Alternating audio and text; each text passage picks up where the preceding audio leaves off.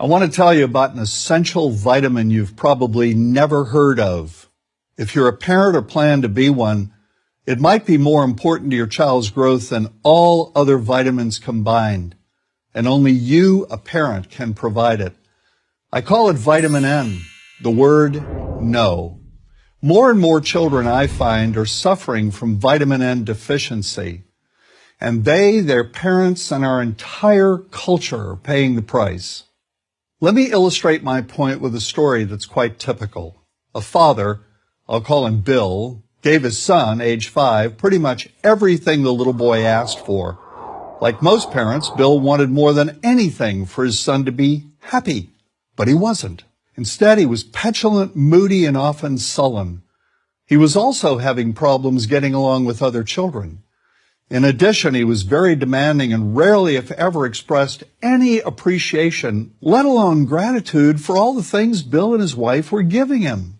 Was his son depressed, Bill wanted to know? Did he need therapy?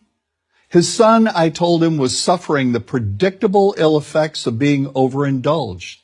What he needed was a healthy and steady dose of vitamin N. Overindulgence, a deficiency of vitamin N, leads to its own form of addiction.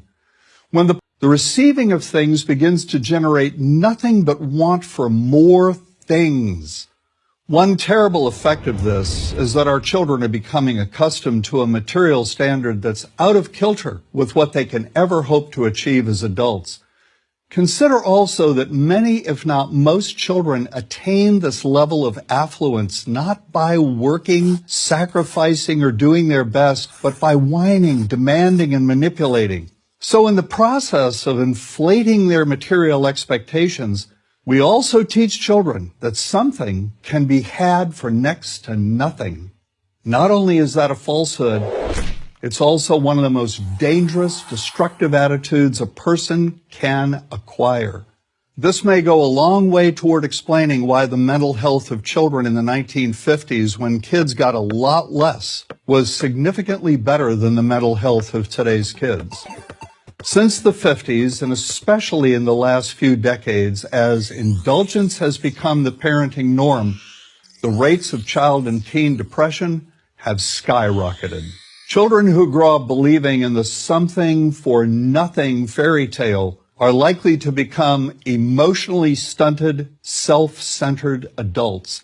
Then, when they themselves become parents, they're likely to overdose their children with material things. The piles of toys, plushies, and gadgets one finds scattered around most households. In that way, overindulgence, a deficiency of vitamin N, becomes an inherited disease. An addiction passed from one generation to the next. This also explains why children who get too much of what they want rarely take proper care of anything they have. Why should they? After all, experience tells them that more is always on the way. Children deserve better. They deserve to have parents attend to their needs for protection, affection, and direction. Beyond that, they deserve to hear their parents say no far more often than yes when it comes to their whimsical desires. They deserve to learn the value of constructive creative effort as opposed to the value of effort expended whining, lying on the floor, kicking and screaming, or playing one parent against the other. They deserve to learn that work is the only truly fulfilling way of getting anything of value in life, and that the harder they work, the more ultimately fulfilling the outcome. In the process of trying to protect children from frustration, parents have turned reality upside down. A child raised in this topsy-turvy fashion may not have the skills needed to stand on his or her own 2 feet when the time comes to do so. Here's a simple rule. Turn your children's world right side up by giving them all of what they truly need, but no more than 25% of what they simply want. I call this the principle of benign deprivation. No. Vitamin N. Dispense it frequently.